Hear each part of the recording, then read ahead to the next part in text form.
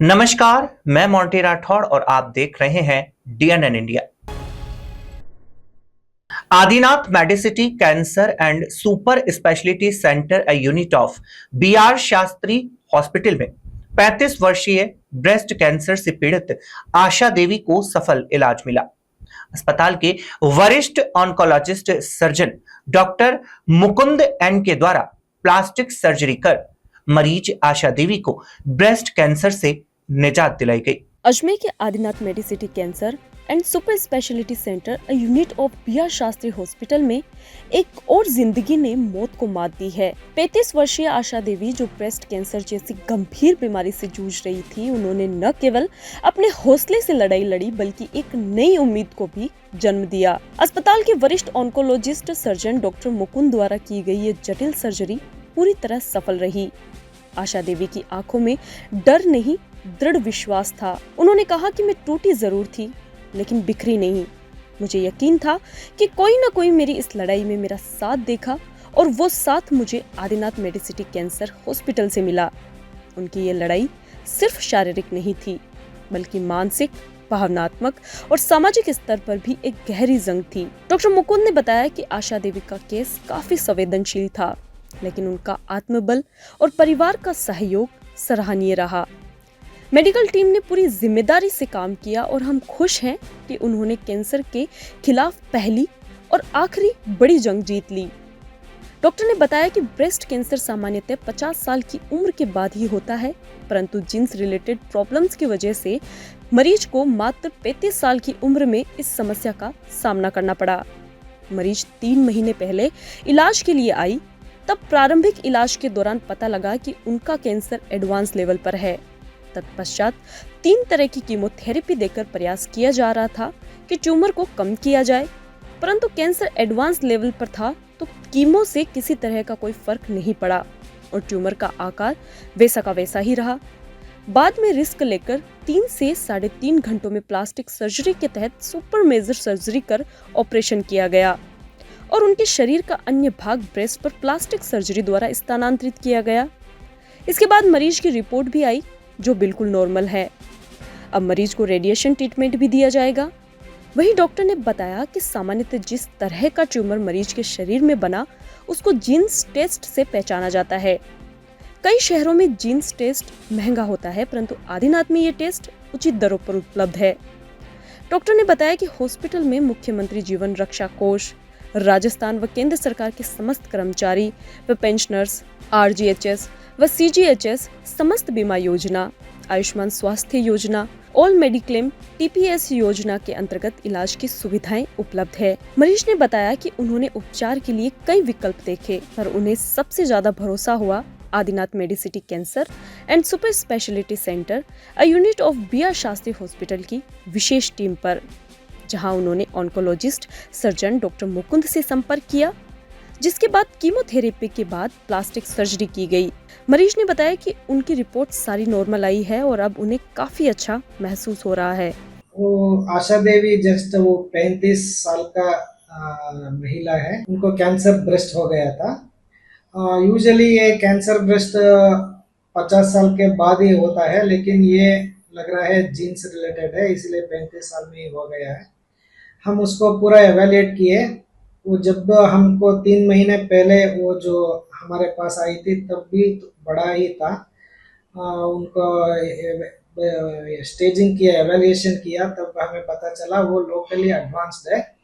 सो इस स्टेज में हम यूजुअली कीमोथेरेपी देते हैं, उसके बाद वो ट्यूमर को कम करके बाद में ऑपरेशन करते हैं। लेकिन अभी क्या हुआ, उनका कीमोथेरेपी देने से भी वो बढ़ता रहा।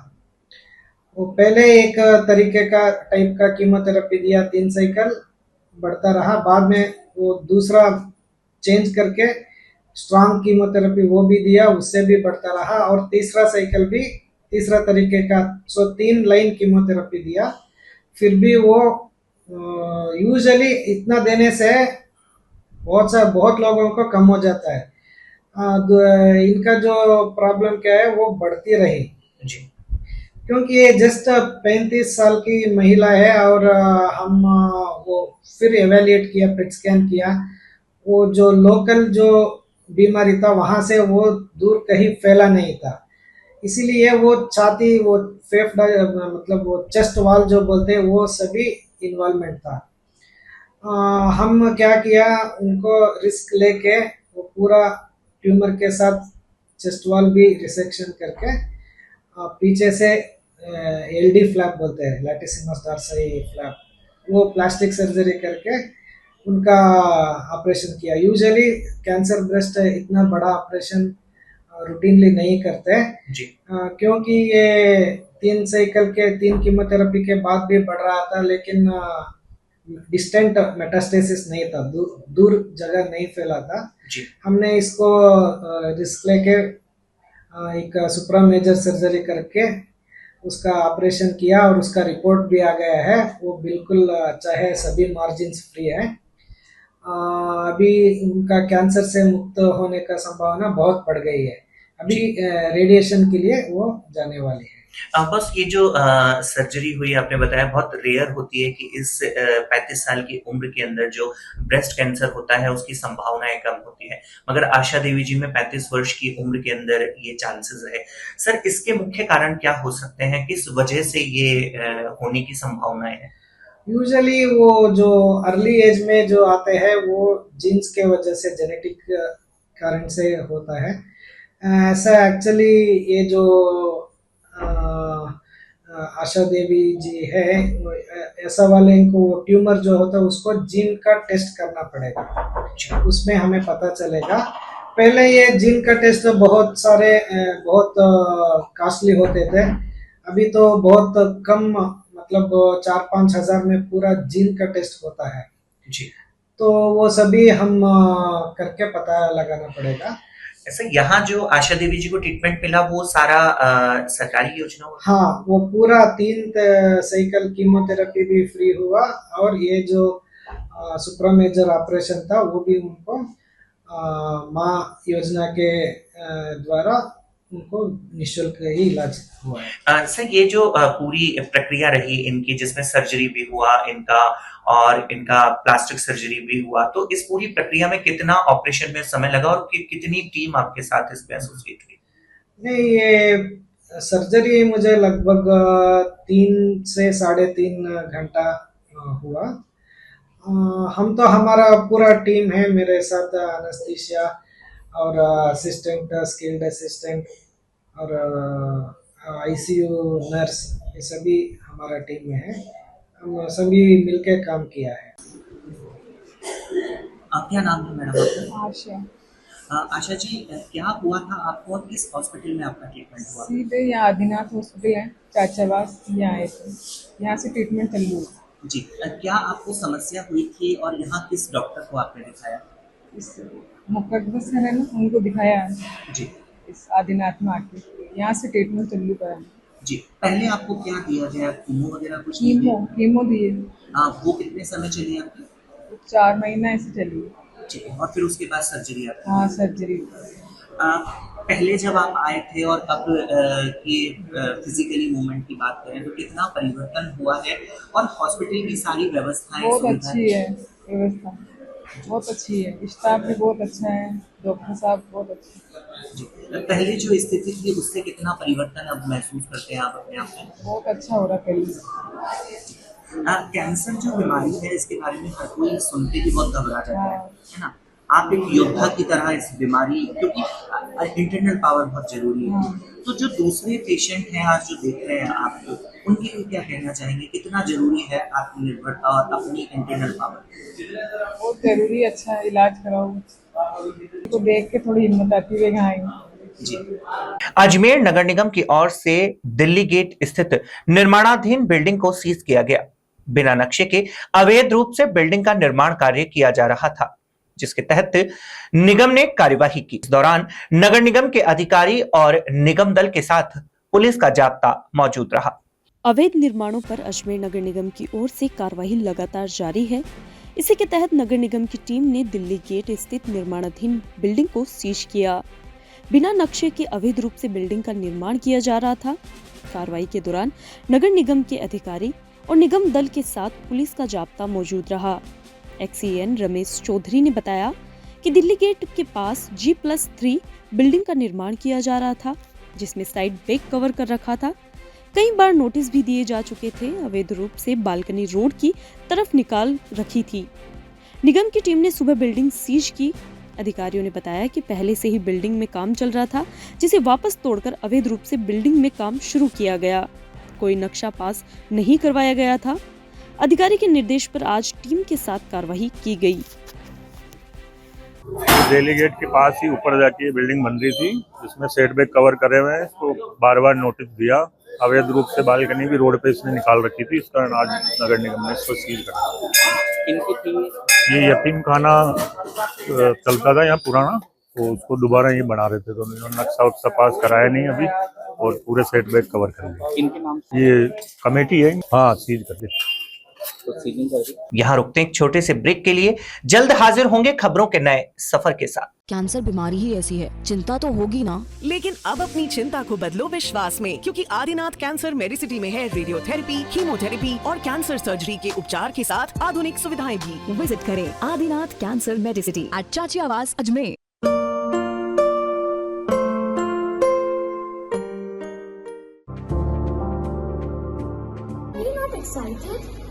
Holidays will be very boring for me.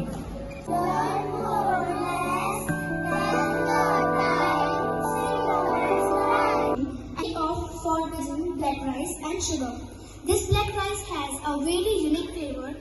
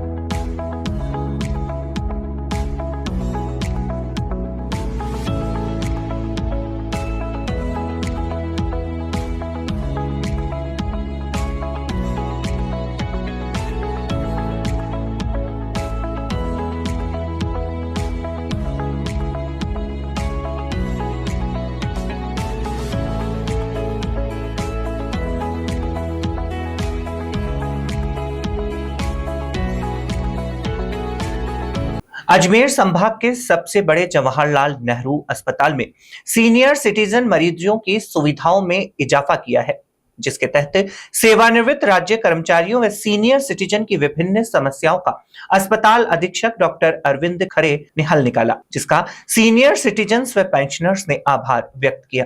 संभाग के सबसे बड़े जवाहरलाल नेहरू अस्पताल में सीनियर सिटीजन मरीजों की सुविधाओं में इजाफा किया गया है, जिसके तहत सेवानिवृत्त राज्य कर्मचारियों व सीनियर सिटीजन की विभिन्न समस्याओं का अस्पताल अधीक्षक डॉक्टर अरविंद खरे ने हल निकाला।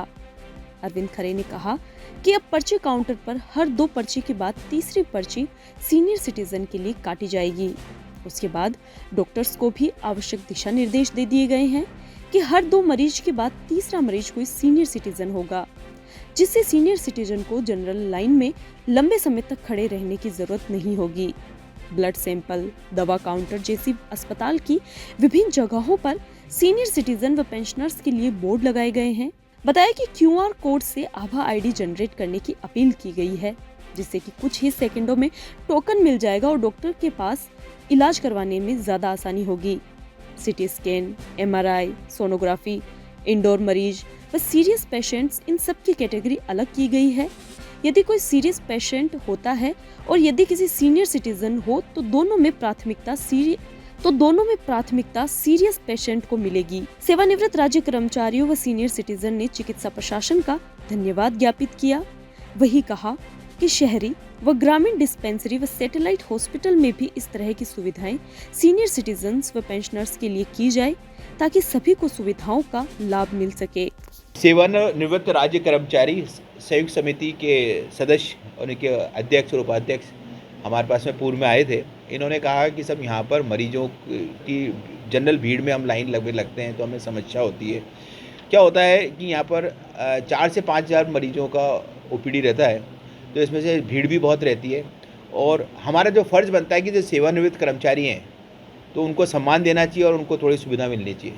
उसी संदर्भ में हमने कुछ कदम उठाए हैं उसके अंदर।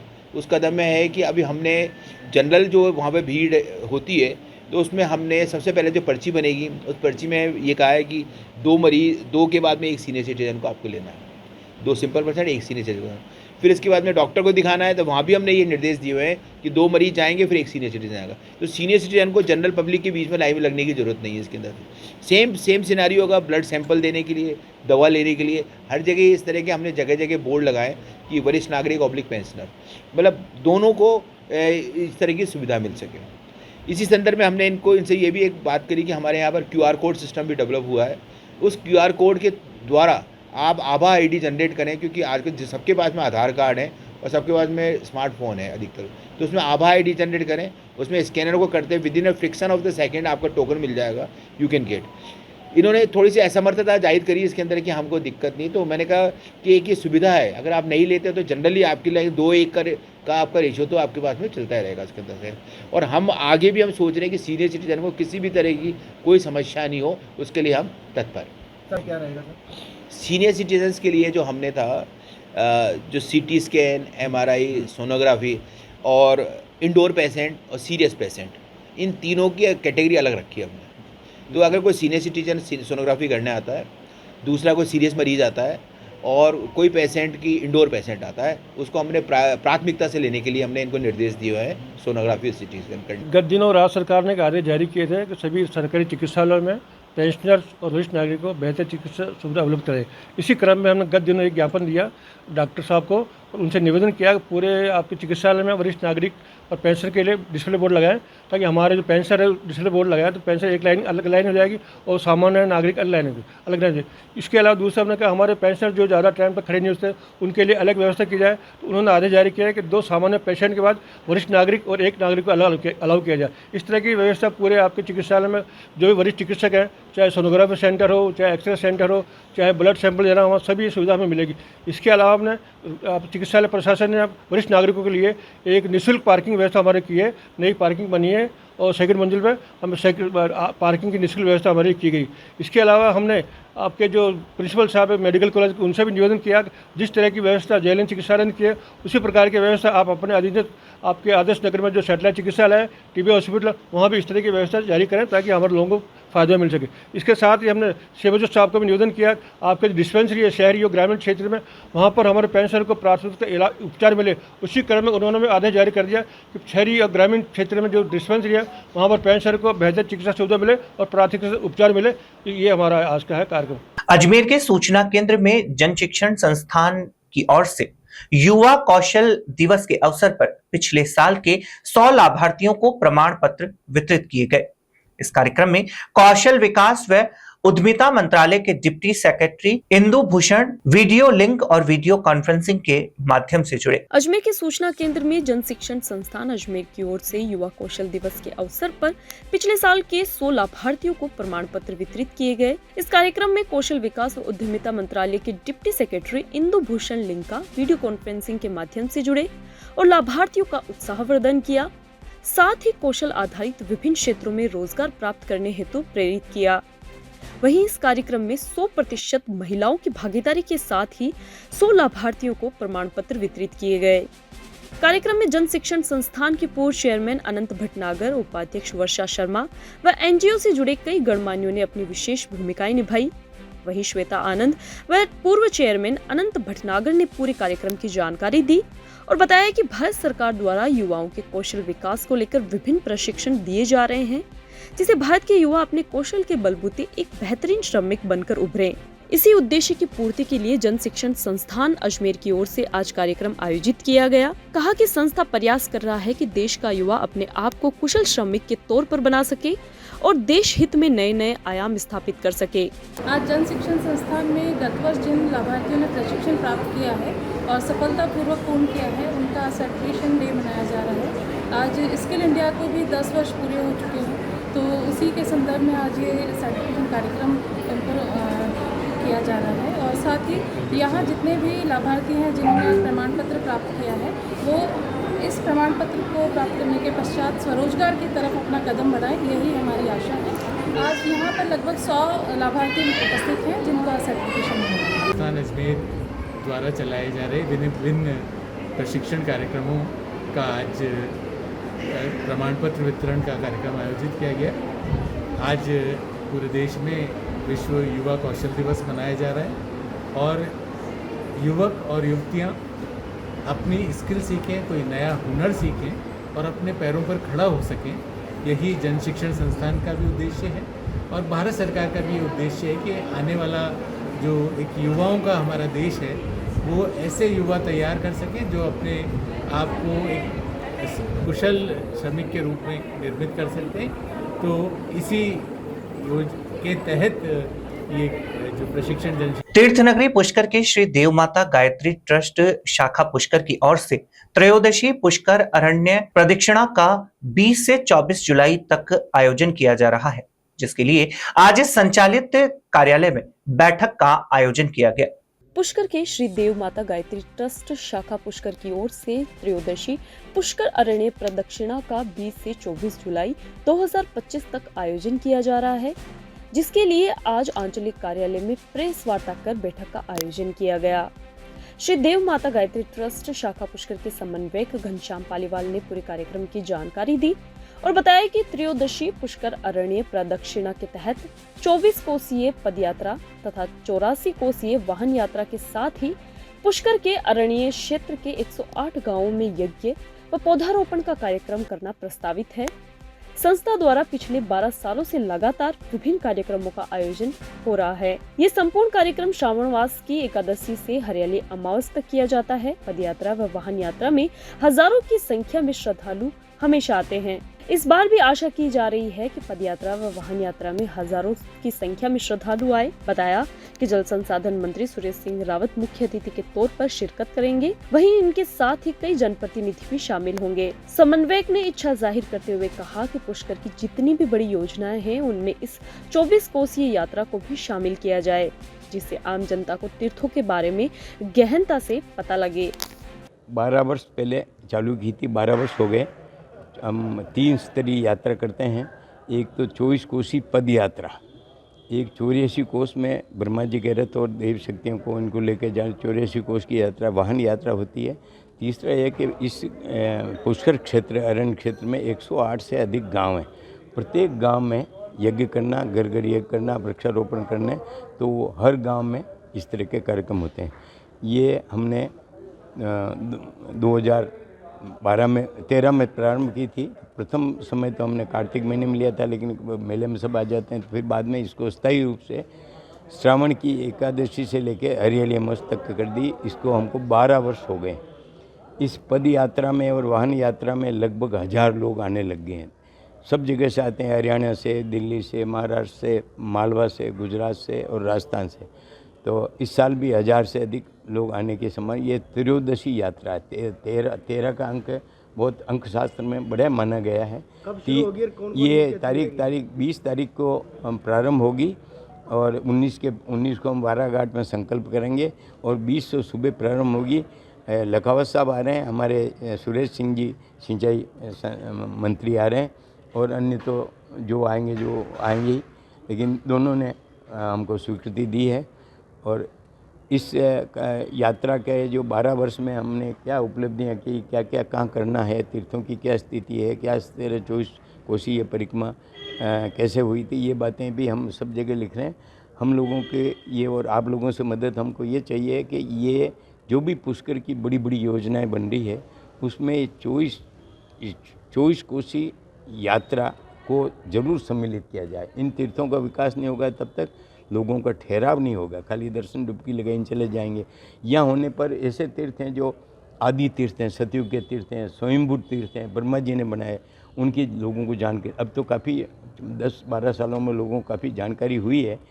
हर साल हम हर महीने तो सावित्री साधना करते हैं, एकादशी से पूर्णिमा, उसमें 25 लोग से 30 लोग आते हैं।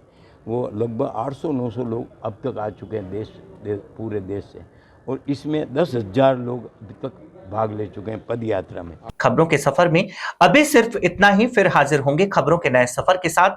तब तक के लिए दीजिए इजाजत, नमस्कार।